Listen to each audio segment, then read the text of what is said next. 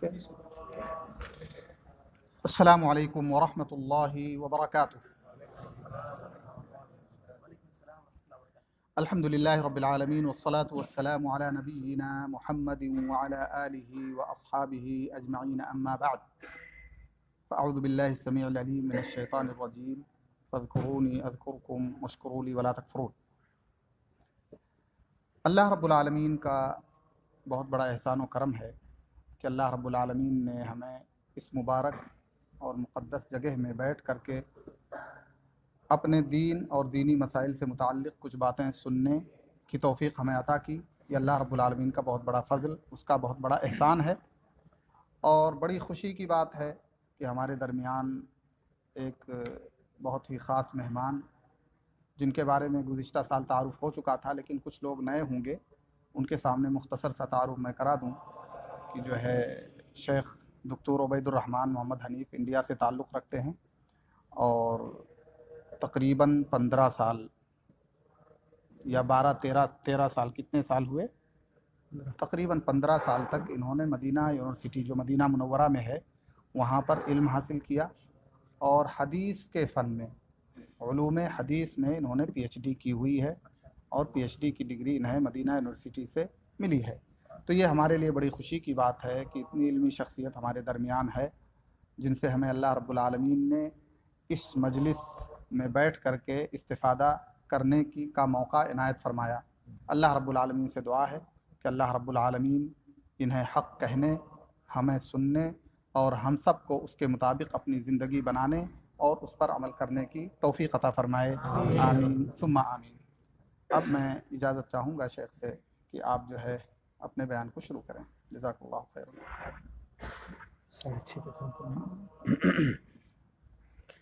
السلام علیکم ورحمۃ اللہ وبرکاتہ۔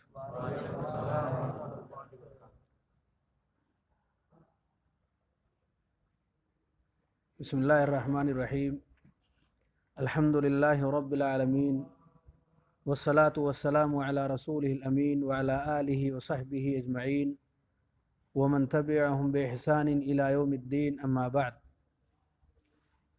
اعوذ باللہ من الشیطان الرجیم، بسم اللہ الرحمن الرحیم۔ وما كان قولهم إلا أن قالوا ربنا اغفر لنا ذنوبنا وإسرافنا في أمرنا وثبت أقدامنا وانصرنا على القوم الكافرين۔ سورہ آل عمران کی یہ مختصر سی آیت ہے جو آپ کے سامنے تلاوت کی گئی ہے۔ اللہ رب العالمین سے دعا ہے کہ اس آیت کریمہ کی روشنی میں چند اہم باتیں آج کی اس مبارک مجلس کے اندر کہنے، اور ساتھ ہی ساتھ آپ تمام بھائیوں کو سننے، سمجھنے، اور ہم سب کو اس پر عمل کرنے کی رب ذوالجلال توفیق عطا فرمائے، آمین تقبل یا رب العالمین۔ محترم حضرات، مختصر سے وقت کے اندر اس آیت کریمہ کی روشنی میں جو چند باتیں آپ کے سامنے میں رکھنا چاہتا ہوں، اس سے پہلے آیت کریمہ کا ایک سادہ سا مفہوم اگر پیش کر دیا جائے تو زیادہ ہی بہتر ہوگا۔ اللہ رب العالمین نے ارشاد فرمایا، وما كان قولهم الا ان قالوا، ان لوگوں نے کہا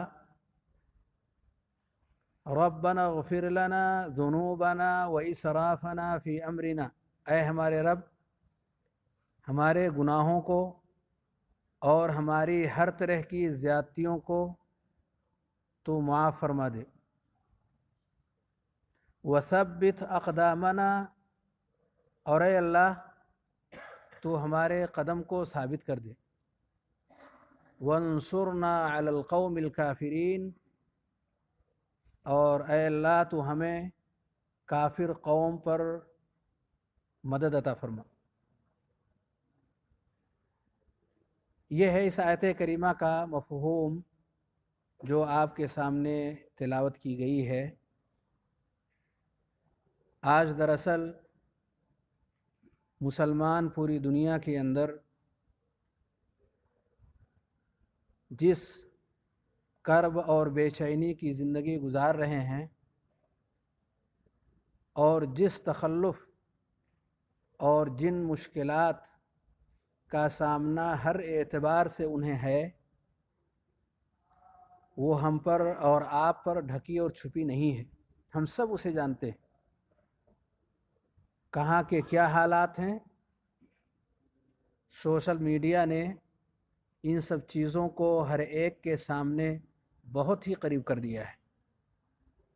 حالات بیان کرنے کی ضرورت نہیں، ان حالات میں مسلمانوں کو کرنا کیا چاہیے، کیا دروس اور اسباق ہیں جو انہیں اپنانی چاہیے تاکہ رب ذوالجلال ہمارے حال پر رحم فرمائے اور ہمیں ہر طرح کے مشکلات سے نکال کر امن و امان، راحت و سکون کی زندگی عطا فرمائے۔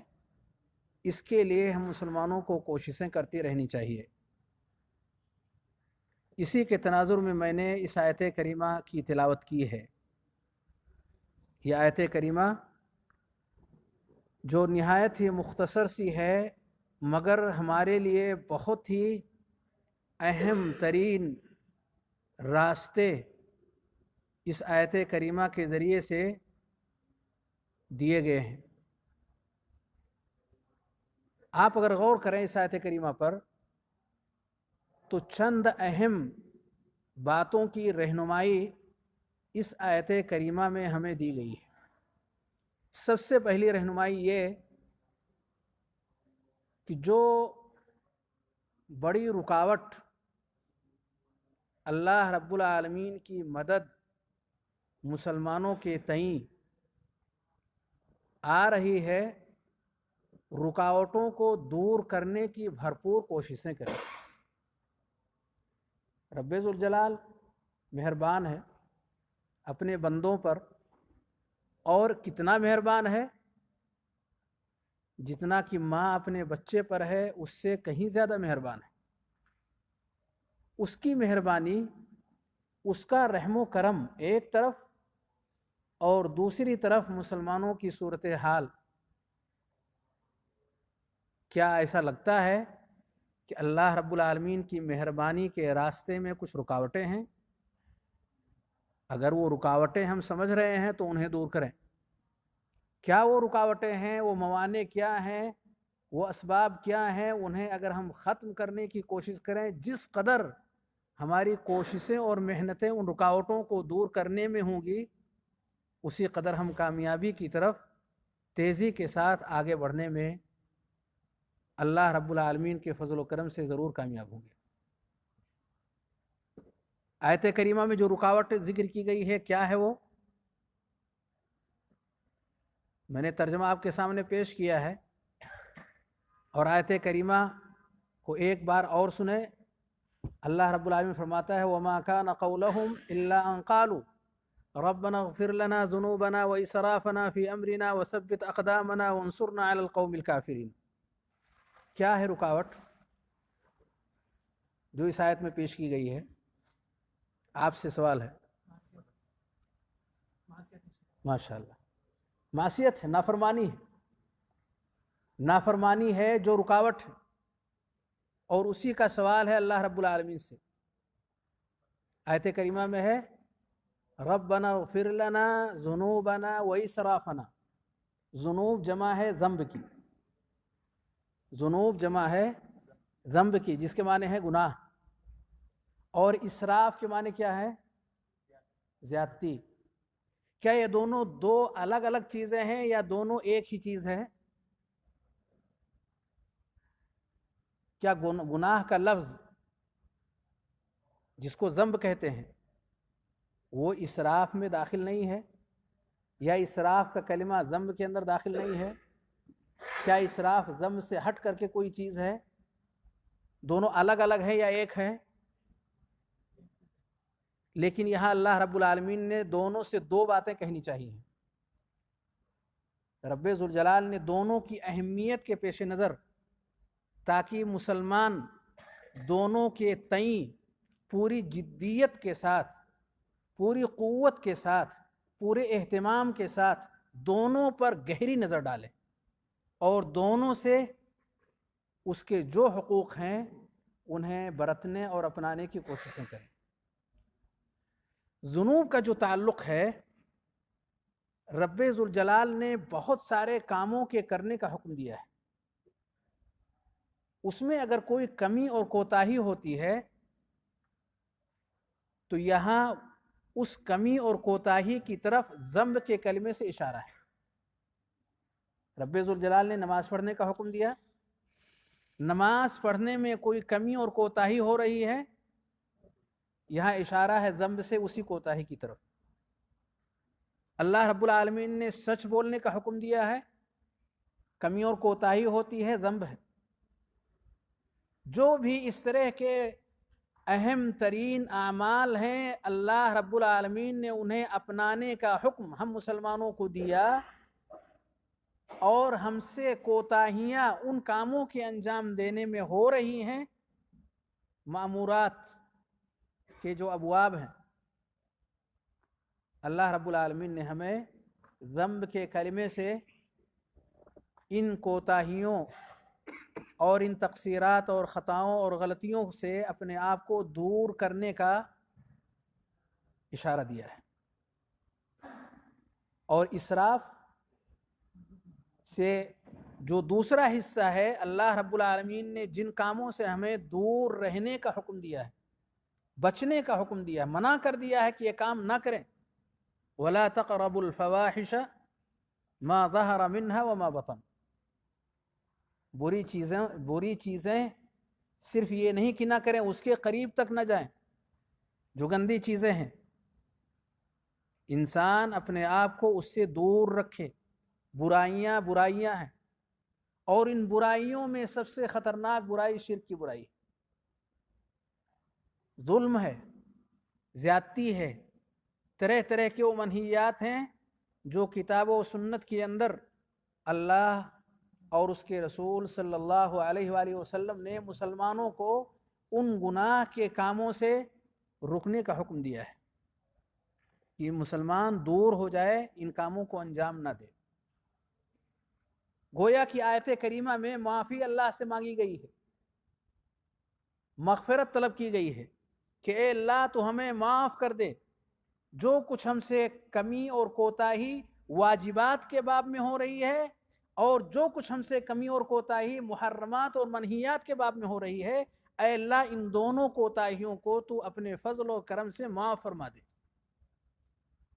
اور ان دونوں کو مختصر میں آپ کہیں گناہ، جیسے کہ بھائی نے ذکر کیا کہ گناہ سے مسلمان بچنے کی کوشش کرے، اور اگر کچھ کمیاں اور کوتاہیاں آ گئی ہیں تو اللہ رب العالمین سے استغفار کرے، مغفرت طلب کرے. یہ ہے دراصل وہ رکاوٹ جو اللہ رب العالمین سے قریب ہونے کے لیے بندہ اگر یہ چاہتا ہے کہ رب ہم سے قریب ہو جائے، اس کی مدد ہم سے قریب ہو جائے، اس کی محبت ہمیں مل جائے، اللہ رب العالمین کی رحمت کے ہم اہل ہو جائیں اور ہمیں وہ شامل حال ہو جائے، تو اس کے لیے ضروری ہے کہ رکاوٹوں کو دور کرنے کی کوشش کریں. جس قدر رکاوٹیں ہم سے دور ہوں گی، یہ دونوں طرح کی رکاوٹیں، اسی قدر ہم رب سے قریب ہوں گے، رب کی مہربانیاں ہم سے قریب ہوں گی، رحمتوں کے ہم مستحق بنیں گے. اللہ رب العالمین کی طرف سے جو بھی رحمتیں ہیں، جس نوع کی بھی رحمتیں، سب سے پہلی بات اس آیت کریمہ میں یہ کہی گئی ہے. اس کے بعد ایک اور بات کہی گئی ہے، ربنا اغفر لنا ذنوبنا واسرافنا فی امرنا. آگے یہ شرط، یہ تو معنی کا ازالہ تھا، رکاوٹوں کو دور کرنا تھا کہ رکاوٹیں آ رہی ہیں، لیکن اگر آپ واقعی رب کی رحمت کے مستحق بننا چاہتے ہیں تو جو شروط آپ کے سامنے پیش کیے جا رہے ہیں، ان شروط پر اپنے آپ کو قائم کرنے کی کوشش کریں۔ شرط کیا ہے؟ وثبت اقدامنا، یہ شرط اللہ رب العالمین نے اپنی مدد کے لیے، اپنی رحمت کے لیے کہ ہم اس کی رحمت اور مدد کے مستحق بنیں، اس کے لیے ایک اہم ترین شرط یہ دیا ہے وثبت اقدامنا، کہ قدم ہمارا پیچھے نہ ہٹے، اللہ رب العالمین کے احکام پر ہم پورے طور سے ثابت ہو جائیں، جہاں جن چیزوں پر ہمیں پکارا جائے وہاں ہم نظر آئیں، ان چیزوں کے اپنانے والے بنیں، قدم ہمارا ثابت قدمی اگر کسی بھی چیز کے اندر پائی جاتی ہے تو رب کو سب سے زیادہ عزیز اور محبوب ہوتی ہے۔ احب الاعمال الی اللہ ما داوم علیہ صاحبہ، سب سے پیارا عمل اللہ کے نزدیک وہ ہے کہ جس پر بندہ ہمیشگی کرے، قائم رہے، اور یہی عمل پیارے نبی صلی اللہ علیہ وسلم کی زندگی میں پایا جاتا تھا۔ کان اذا عمل عملا اثبتہ، نبی کریم صلی اللہ علیہ وسلم کی زندگی کی ایک اہم ترین کڑی یہ تھی کہ جب بھی کوئی عمل آپ کی زندگی میں آتا، نبی کریم صلی اللہ علیہ وسلم اس پر ثابت ہو جاتے تھے۔ ایسا نہیں کہ جوش اور جذبے میں آج ہم بہت آگے بڑھتے چلے گئے اور کل جب یہ جوش اور جذبہ جیسے جوار بھاٹے کی طرح سے پانی آگے گیا تھا ایسے پیچھے ہٹ رہا ہے، یہ نبی کریم صلی اللہ علیہ وسلم کا طریقہ نہیں تھا۔ آپ نے نصیحت بھی کیا صحابہ کو اور کہا یا عبداللہ لا تکن مثل فلان، اے عبداللہ فلاں کی طرح سے نہ ہو، کان یقوم اللیل فترک قیام اللیل، فلاں کا حال یہ تھا کہ وہ رات میں قیام کرتا تھا، فترک قیام اللیل، اس نے گزرتے ہوئے دنوں کے ساتھ ساتھ اپنا طریقہ چینج کر لیا، قیام اللیل بند کر دیا اس نے۔ یہ طریقہ اچھا نہیں ہے۔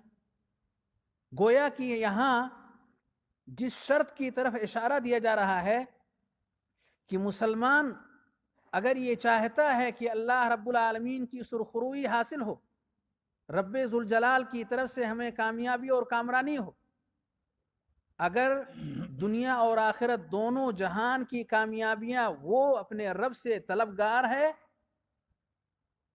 تو اسے چاہیے کہ اہم ترین شرط جو آیت کریمہ میں ذکر کی گئی ہے، شرط کا ہمیشہ خیال کرے۔ جو بھی خوبیاں اسے نظر آتی ہیں، اور خوبیاں وہی خوبی ہوتی ہے جسے شریعت خوبی کہے، ہمارا عقل اسے تسلیم کرے یا تسلیم نہ کرے، خوبی وہ ہے جسے شریعت اسلامیہ خوبی کہے۔ ان خوبیوں پر اپنے آپ کو قائم کر لے، ثابت کر لے، مستقیم ہو جائے، اور جو خرابیاں ہیں، خرابیوں کو جاننے کے بعد استقامت کے ساتھ اپنے آپ کو روک کر کے رکھے۔ یہ اہم ترین شرط جس کو آپ استقامت کہیں، جس کو آپ ثابت قدمی کہیں، اللہ رب العالمین نے بطور شرط کے ذکر کیا وثبت اقدامنا، ہم نے رب کی مدد کے ساتھ اپنے قدم کو آگے بڑھایا، لیکن قدم ہمارا وہاں ثابت رہے اس کے لیے ایک اور مدد کی ضرورت ہے۔ اسی لیے کہا جاتا ہے کہ اللہ کی بہت بڑی توفیق ہے، اس کی بہت بڑی مہربانی ہے کہ اس نے ہمیں اپنا شکر کرنے کی توفیق دیا۔ یہ اس کی مدد ہے، اللہ رب العالمین کا فضل ہے، اس کا کرم ہے کہ اس نے مجھے، آپ کو، مسلمانوں کو اپنی تعریف کرنے، اپنی عبادت کرنے، اپنی بندگی کرنے، رب کا ذکر و شکر کرنے کی توفیق بخشا۔ یہ شکر کی ادائیگی جو ہماری زبان سے، ہمارے دل سے، ہمارے جسم کے کاموں سے ادا ہو رہی ہے، ایک اور شکریہ کی مستحق ہے کہ اے اللہ تو نے مجھے شکر کرنے کی توفیق عطا کی، تیرا لاکھ لاکھ شکر۔ ہر شکر ایک نئے شکر کا مستحق ہے۔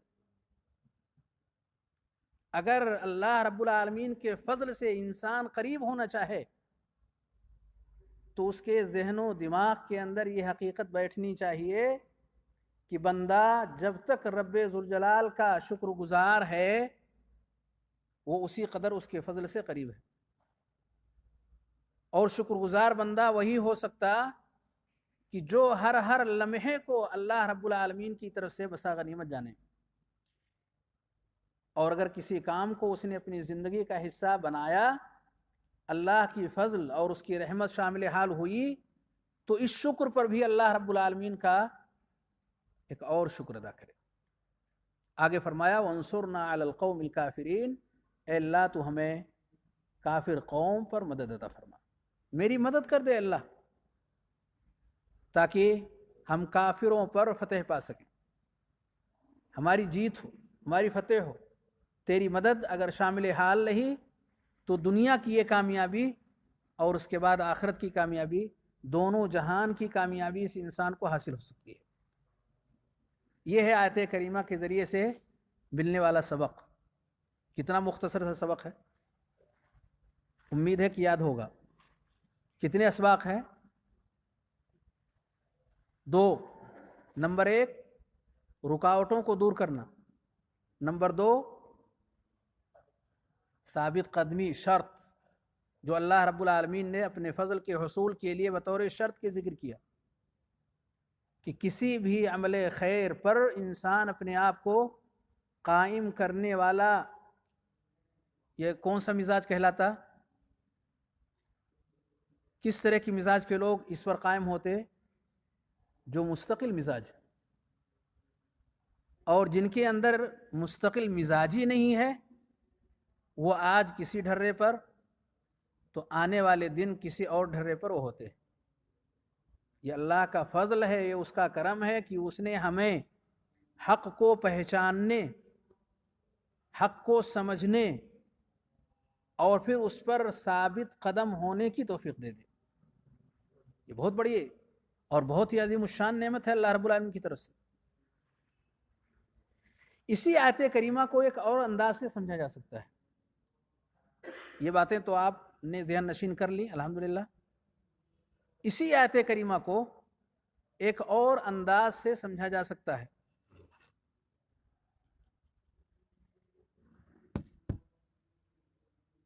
اگر دیکھا جائے تو انسان اگر 2 اہم باتوں کا ہمیشہ خیال کرے تو اس کی اور کامیابی کے راستے کی کوئی بھی چیز رکاوٹ بننے والی نہیں ہوتی. نمبر 1 رب کا تعریف کرنے والا، اس کی کبریائی اور اس کی بڑائی کا بیان کرنے والا. اللہ رب العالمین جس نے انسانوں کو اس دنیا کے اندر پیدا کیا، ہر طرح کی نعمتیں جس رب نے اس انسان کو عطا فرمائی بغیر کسی مقابل کے. کچھ نہیں چاہیے اللہ رب العالمین کو، ہم سے کچھ نہیں چاہیے. جو کچھ ہے وہ ہمارے لیے، اچھا یا بھلا، برا یا جو کچھ بھی ہم اس دنیا میں کریں گے یہ سب کچھ ہمارے ہی لیے ہے. اللہ رب العالمین کا اس میں نہ تو کسی طرح کا کوئی نفع ہے اور نہ نقصان.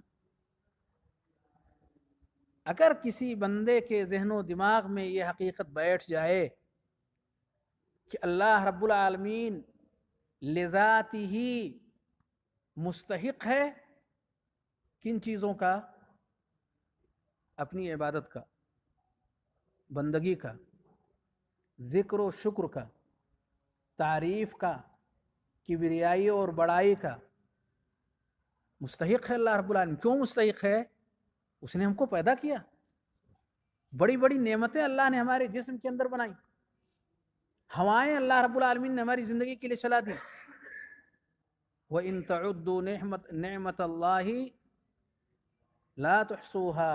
رب کی نعمتوں کا انسان شمار نہیں کر سکتا. اس لیے اللہ رب العالمین مستحق ہے. یہ بات اگر انسان ذہن نشین کر لے کہ ایک انسان اگر ہماری مدد کے لیے اپنے پیسے خرچ کرتا ہے، جسمانی اعتبار سے ہمارے ساتھ احسان و سلوک کا معاملہ کرتا ہے، خیر و خوبی کے ساتھ پیش آتا ہے، تو ہم اس کے گرویدہ ہو جاتے ہیں اور کوشش یہ کرتے ہیں کہ ہم بھی اس کے ساتھ ویسے ہی معاملہ کریں۔ معمولی سی چیزیں جو کسی انسان کی زندگی میں آتی ہیں اور وہ دوسرے کے ساتھ اسی طرح کا معاملہ کرنا چاہتا ہے۔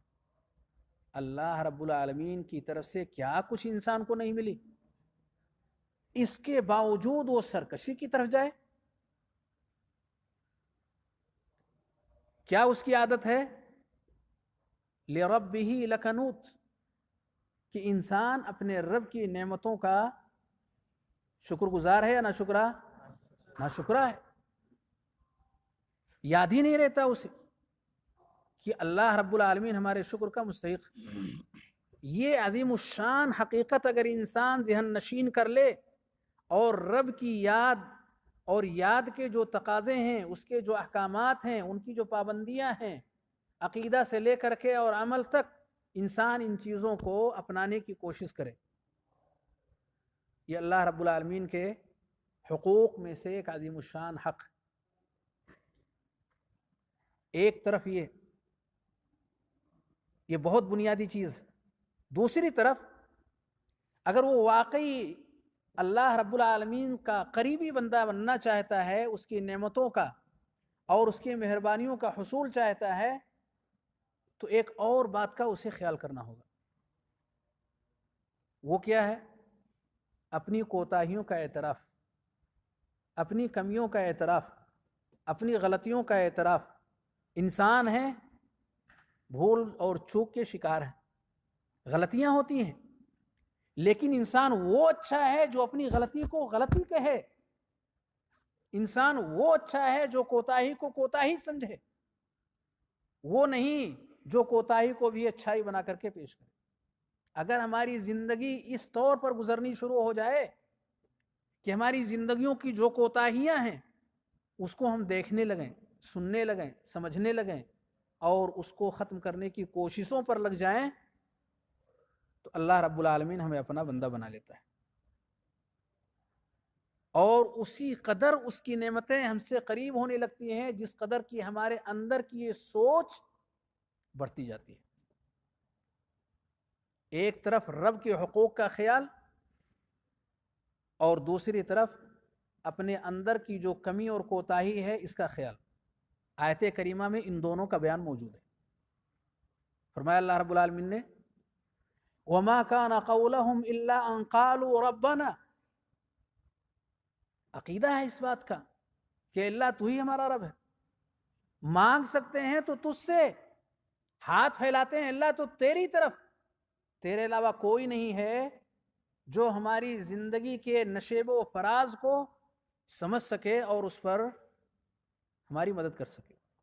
یہ عقیدہ ہے جو آیت کریمہ میں بیان کیا گیا ہے، وَمَا كَانَ قَوْلَهُمْ إِلَّا أَن قَالُوا رَبَّنَا اغْفِرْ لَنَا ذُنُوبَنَا وَإِسْرَافَنَا۔ مانگا کس سے جا رہا ہے؟ جو مستحق ہے۔ ہمارے دل و دماغ کے اندر بات بیٹھی ہوئی ہے کہ دنیا میں کوئی اس کا مستحق نہیں ہے اگر کوئی تو اللہ رب العالمین، یہ اس کا حق۔ اسی لیے ہم کسی اور کے سامنے ہاتھ نہیں پھیلاتے، کسی اور کے سامنے نہیں جاتے، عاجز ہے، وہ درماندہ ہے، ناقص ہے، ادھورا ہے۔ کامل اگر کوئی ذات ہے جو تمام نعمتوں کا اکیلا، جو تمام نعمتیں کرنے والا اکیلی ذات ہے، اللہ رب العالمین کے علاوہ وہ کوئی نہیں ہے۔ یہ عقیدہ ہے جو اس آیت کریمہ میں بیان کیا گیا۔ اس میں یہ بھی بیان کیا گیا کہ انسان ہونے کے ناطے اے اللہ مجھ سے کمی اور کوتاہی ہوئی ہے، ربنا اغفر لنا ذنوبنا واسرافنا، کمی کوتاہی کا اعتراف۔ اگر یہ دونوں چیزیں اکٹھی ہو جائیں انسان کے اندر، رب کی ربوبیت کا اعتراف، اس کے مقام و درجے اور مرتبے کا ذہن نشین کرتے رہنا، رب کی شایان شان عقیدہ انسان اپنے ذہن و دماغ کے اندر بٹھا کر کے رکھے، عبادتوں کو صرف اور صرف اسی کی رضا کے لیے انجام دینے لگے، کوشش کرنے لگے، اور ساتھ ساتھ اللہ جو کچھ بھی ہم نے ٹوٹی پھوٹی چیزیں کی ہیں تو قبول فرما لے، یہ اگر حوصلہ بندے کے اندر پیدا ہو جائے تو اس نے ہر وہ راستہ جو رب سے مانگنے کا ہے، رب سے لینے کا ہے، اس نے اپنی زندگی کے اندر داخل کرنے کی کوشش کی ہے۔ اور اسی طریقے سے پیارے نبی صلی اللہ علیہ وآلہ وسلم نے بھی ہمیں یہی طریقہ، جو یہ دونوں اہم پوائنٹ اس آیت کریمہ سے ہمیں مل رہے ہیں، یہی باتیں پیارے نبی صلی اللہ علیہ وسلم اپنے صحابہ کو سکھاتے تھے۔ سید الاستغفار ایک دعا ہے، امید ہے انشاءاللہ آپ کو یاد ہوگی، سننا چاہتا ہوں۔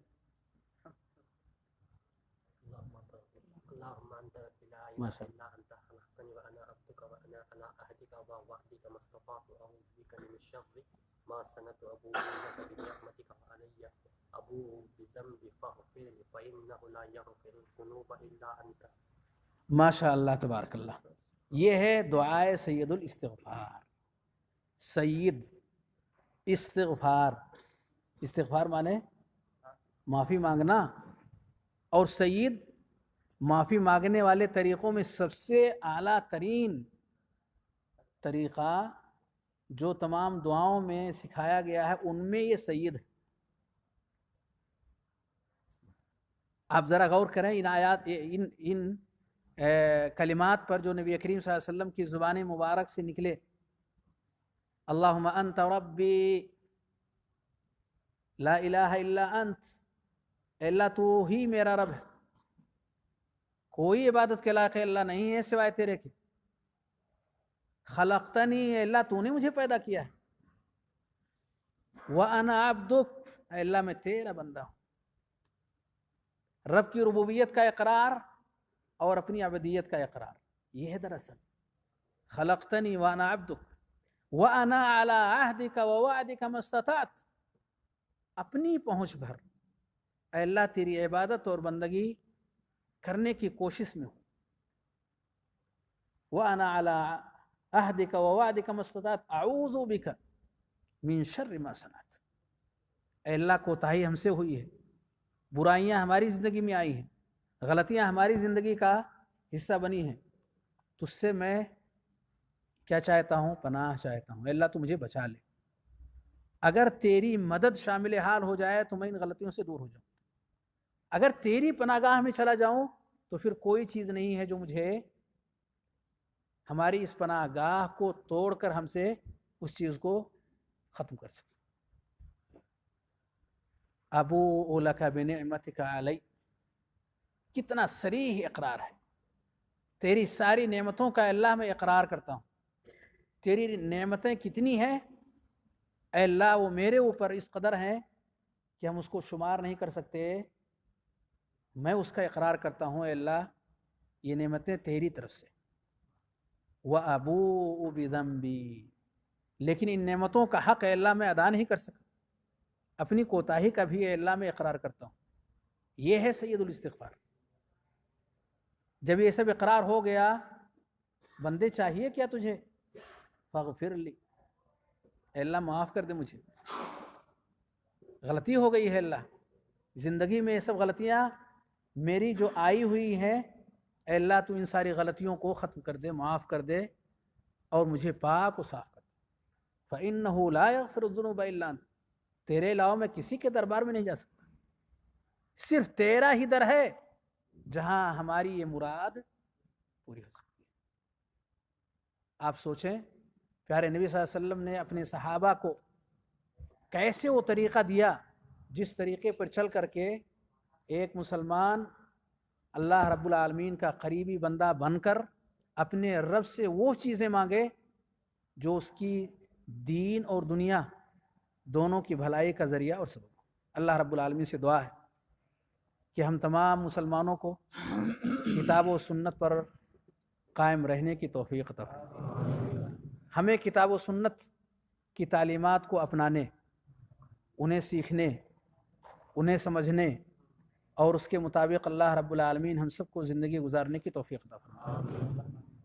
رب ذوالجلال کے حقوق کو جاننے، پیارے نبی صلی اللہ علیہ وسلم کے طریقے کو سمجھنے اور سچائی کے ساتھ اس پر قائم رہنے کی ثابت قدمی کے ساتھ اے اللہ تو ہمیں اس پر قائم کر دے. آمین. تقبل یا رب العالمین. وصلی اللہ وسلم علی نبینا محمد وعلی آلہ وصحبہ اجمعین. والسلام علیکم ورحمۃ اللہ وبرکاتہ. جزاکم اللہ خیراً واحسن الیکم وبارک فیکم. تو آپ تقریباً آدھے گھنٹے سے مسلمانوں پر آئے ہوئے مسائل، پریشانیاں، تکالیف مختلف ناحیوں سے، اس کے اسباب اور اسی طرح سے اس کا علاج، اور کس طرح سے بندہ دنیا میں اور آخرت میں بھی پریشانیوں سے نجات حاصل کر سکتا ہے، اس کے تعلق سے ایک بہترین گفتگو یا تقریر آپ سن رہے تھے. ضرورت اس بات کی ہے کہ ہم ان باتوں پر غور کریں اور ان باتوں پر اپنے آپ کو لانے کی کوشش کریں، اور ثابت قدمی کے اللہ رب العالمین سے دعا کریں کہ اللہ رب العالمین اپنی اطاعت و فرما برداری پر ہمیں ثابت قدم رکھے، گناہوں سے دور رکھے، نیکیوں کی طرف قدم مضبوطی سے بڑھائے، اور اپنی ناراضگی اور اپنے غیظ و غضب سے ہماری حفاظت فرمائے، اور ہمیں اللہ کے پیارے نبی صلی اللہ علیہ وآلہ وسلم کے اس لائے ہوئے دین پر آنے کی توفیق عطا فرمائے کہ جس پر چل کر کے ہم سے پہلے سلف صالحین نے اللہ کی رحمتیں، اللہ کی نعمتیں، اللہ کے فضل اور اللہ کا کرم حاصل کیا، اور دنیا اور آخرت دونوں جہان کی سعادتیں ان کو ملیں.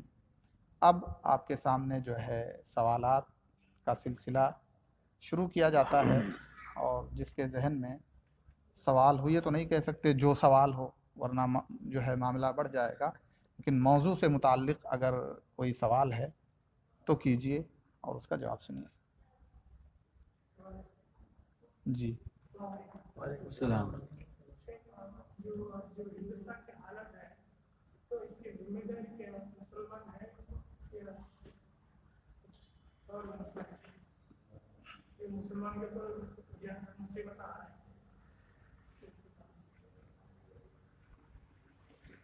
سوال تو آپ بھائیوں نے سب نے سنا کہ ہندوستان کے اندر مسلمانوں پر جو مصیبتیں آ رہی ہیں اس کا ذمہ دار کون؟ وما اصابکم من مصیبت فبما کسبت ایدیکم. جو مصیبتیں تمہارے اوپر آ رہی ہیں یہ اللہ رب العالمین نے 1400 سال پہلے پیارے نبی صلی اللہ علیہ وسلم پر آیات کی شکل میں اس حقیقت کو واضح کیا ہے. جو بھی مصیبتیں تمہارے اوپر آ رہی ہیں یہ تمہارے اپنے ہاتھ کی کمائی ہے. ظاہر سی بات ہے کہ اس کو اس قدر واضح کر دیا گیا ہے کہ اس وضاحت کے بعد بھی مزید کسی اور تعلیق کی اس میں ضرورت نہیں ہے. کمیاں اور کوتاہیاں چاہے وہ ہمارے سمجھ میں آ رہی ہوں یا نہ آ رہی ہوں، دراصل ہماری ہی طرف سے زیادہ کمیاں ہوتی ہیں. وہ کمی ممکن ہے کہ ہمارے اور حکومت کے درمیان نہ ہو، ہمارے اور رب کے درمیان کی وہ کمی ہو. ہم نے حکومت کے تئیں کسی طرح کی کوئی غداری کا کوئی معاملہ ہم نے نہ کیا ہو، لیکن ہمارے اور رب کے درمیان بہت ساری کوتاہیاں ہیں جس کی پاداش میں ہمارے اوپر طرح طرح کے مسائل آتے ہیں. آپ ذرا دیکھیں ہندوستان ہی کے تناظر میں کیا ایسا نہیں ہے کہ ہندوستان کے طول و عرض میں شرک کے اڈے قائم ہیں؟ جہاں اللہ کے علاوہ غیر اللہ کی عبادت اور پرستش ہوتی ہے. اور کیا اس کو ہم چھوٹی اور معمولی غلطی سمجھتے ہیں؟ جبکہ غزوہ احد کے اندر جو کہ موحدین کی ایک جماعت تھی اور پیارے نبی صلی اللہ علیہ وسلم کے ساتھ وہ صحابہ کرام میدان معرکہ کے اندر جمے ہوئے تھے، کوئی شرک اور بنیادی عقیدے سے لگی ہوئی کوئی غلطی ان سے نہیں، لیکن پیارے نبی صلی اللہ علیہ وسلم کے حکم کے تعلق سے ایک اجتہادی ان سے غلطی ہوئی، اور اللہ رب العالمین نے اس کا فوری جو نتیجہ تھا، اس کے جو اثرات تھے وہ اس میدان کے اندر دکھائے، اور جیتی ہوئی جنگ مسلمان ہار گئے۔ صرف اتنا ہی نہیں ہوا بلکہ 70 صحابہ بھی شہید ہو گئے، پیارے نبی صلی اللہ علیہ وسلم کے دندان مبارک بھی شہید ہو گئے، پیشانی پر زخم آیا۔ یہ سب کچھ اگر کہا جائے تو اس معصیت اور نافرمانی جو کہ اجتہادی تھی اور صحابہ کرام سے اس میدان کے اندر ہوئی تھی، اس بنیاد پر وہ چیز پیش آئی۔ ظاہر سی بات ہے کہ اس طرح کی غلطیاں ہمارے درمیان بہت ہیں، اور اللہ رب العالمین کی طرف سے جیسا کہ آیت کریمہ میں یہ بھی کہا گیا ہے کہ بہت ساری غلطیوں کو اللہ معاف بھی کر دیتا ہے، ورنہ ہر غلطی پر اگر انسان کو پکڑنے لگے ما ترک علی ظہرها من دابہ، تو پھر کسی کو چھوڑے گا نہیں۔ لیکن اللہ رب العالمین معاف زیادہ کرتا ہے، پکڑ کم۔ تو جو بھی چیزیں نظر آ رہی ہیں اس میں مین اور بنیادی غلطی انسان خود کر رہا ہے، اور مسلمان بذات خود اپنے رب کا جو وفادار تھا وہ نافرمان بن گیا۔ اور اس میں اختلاف کی گنجائش نہیں ہے کہ مسلمان سرکشی کے راستے پر قائم ہیں، ورنہ جگہ جگہ یہ اڈے قائم نہیں ہوتے۔ اور ایسا نہیں کہا جا سکتا کہ اہل توحید تو بھی بہت ہیں، کیونکہ جس سرزمین پر ہم سانس لے رہے ہیں اس سرزمین پر اکثریت اور غلبہ ایسے ہی لوگوں کی ہے جن کے یہاں شرک اور بدعات کی کثرت، اور یہ بہت بڑی رکاوٹ ہے۔ جیسا کہ بھی آپ نے سنا کہ رکاوٹوں کو دور کرنا یہ بنیادی شرط ہے۔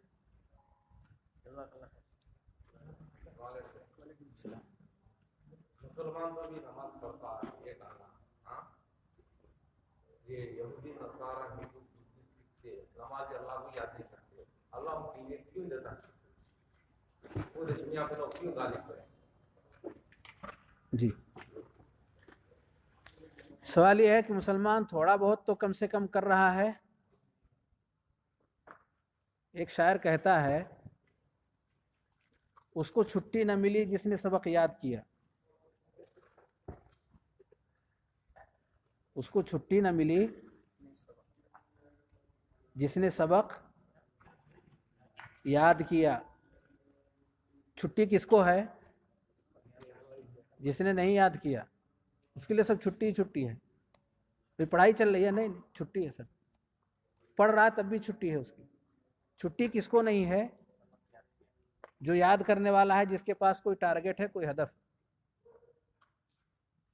تقریباً اسی طرح کی باتیں صحابہ کرام کے درمیان بھی آئی تھیں۔ تو عبداللہ ابن عباس رضی اللہ عنہما نے کہا ماذا يفعل الشیطان بالبیت الخراب۔ سوال یہ تھا، ان کے سامنے آیا تھا کہ ہم نماز پڑھتے ہیں، طرح طرح کا وسوسہ آتا رہتا ہے،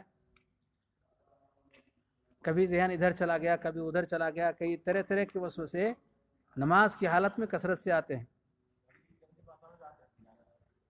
اور جی، اور اس کے برخلاف یہودی کہتے ہیں ہم نماز پڑھتے ہیں، کسی طرح کا کوئی ایسا وسوسہ نہیں آتا، بہت سکون سے نماز پڑھتے ہیں۔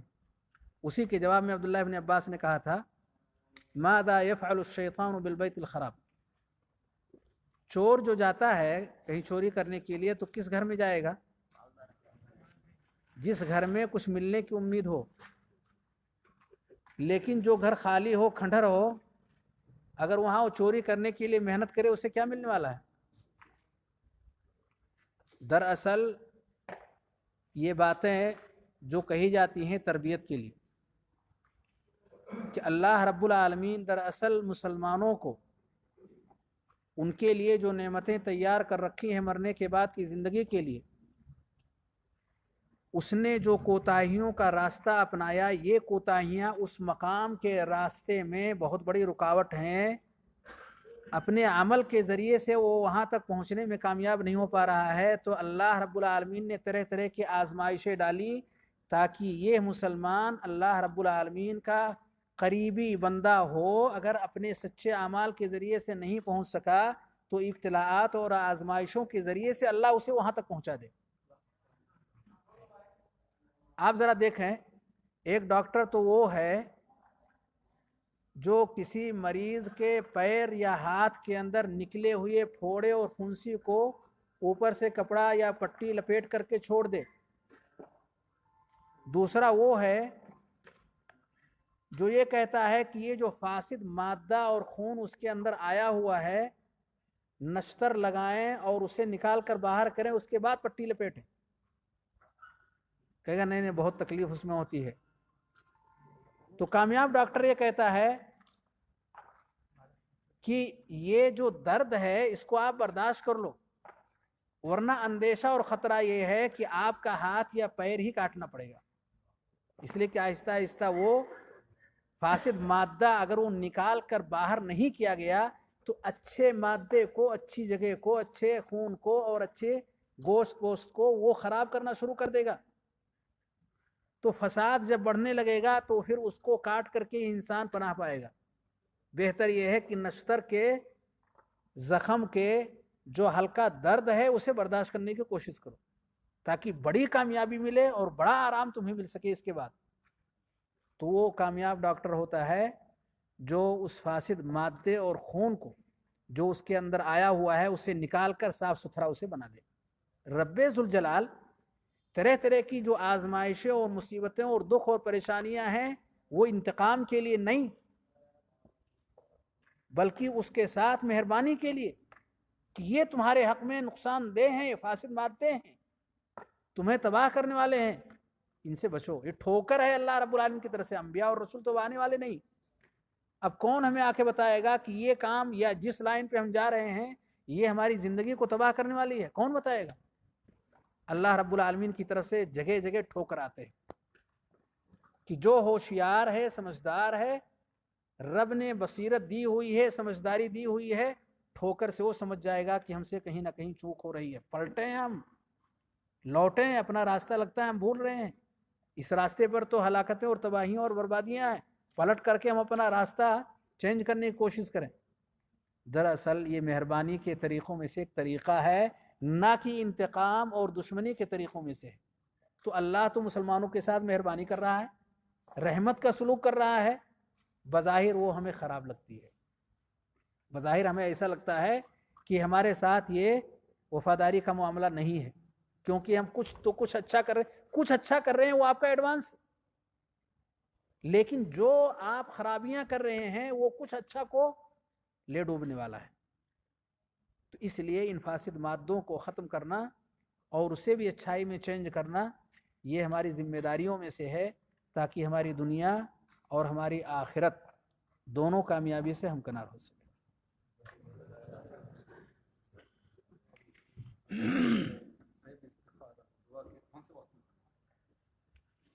اس کے لیے وقت متعین نہیں کیا گیا ہے، لیکن صبح و شام انسان اگر اس کو پڑھتا رہے، ظاہر سی بات ہے کہ رب سے معافی ہی مانگ رہا ہے اور ایک اچھے طریقے سے معافی مانگ رہا ہے.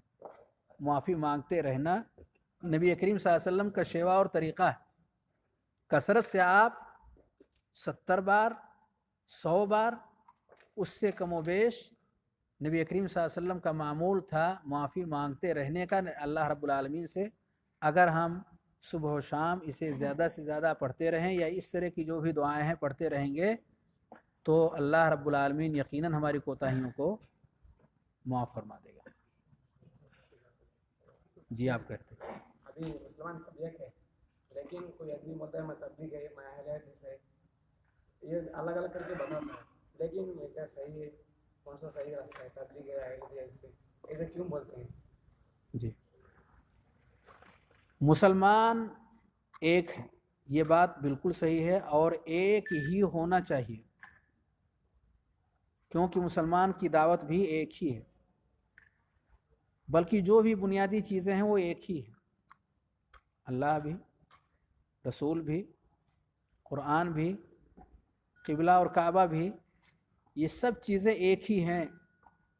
اور مسلمان بھی ایک ہی تھے، سب نبی کے سچے پیروکار تھے، صحابہ سب ایک تھے، ایک دوسرے کے ساتھ. وَأَلَّفَ بَيْنَ قُلُوبِهِمْ لو انفقت ما فی الارض جميعا ما الفت بین قلوبہم ولکن اللہ الف بینہم. اللہ نے ان کے دلوں کو جوڑ دیا ہے. آپ اگر روئے زمین کے سارے خزانوں کو خرچ کر کے سب کے دلوں کو جوڑنا چاہیں نہیں کر سکتے آپ. رب جوڑتا ہے دلوں کو. تو دل اگر جڑے ہوئے ہیں تو ایک ہیں، اور اگر دل نہیں جڑے ہوئے ہیں تو ایک سے انیک ہو گئے. آج یہ چند نام آپ نے لیے ہیں، فلاں فلاں فلاں فلاں، اتنا ہی نہیں اور بھی بہت زیادہ ہیں. پیارے نبی صلی اللہ علیہ وسلم نے کہا یہ 73 فرقوں میں بٹ جائیں گے، بے شمار. تو کہا کیا انہیں واپس ہونا ضروری ہے یا نہیں؟ ضروری ہے. ان سب سے بچنے کے لیے ایک ہی راستہ ہے، جوڑنے کے راستے پر آ جائیں. فعلیکم بسنتی وسنت الخلفاء الراشدین، میرے راستے پر آ جاؤ. یعنی گویا کہ وہ انسان جو قرآن پڑھنا جانے، پیارے نبی صلی اللہ علیہ وسلم کے طریقوں کو جاننا اور سمجھنا اپنی زندگی کا مشن بنا لے، اور نبی کریم صلی اللہ علیہ وسلم کے طریقوں کی طرف پلٹنے کی کوششیں کرے، وہ گویا کہ لوگوں کو جوڑنے کی کوشش کر رہا ہے، توڑنے کی نہیں. یہ صفت مسلمانوں کے اندر آج آنے اور لانے کی ضرورت ہے، تاکہ انیک سے پھر وہ ایک کی طرف آ سکیں.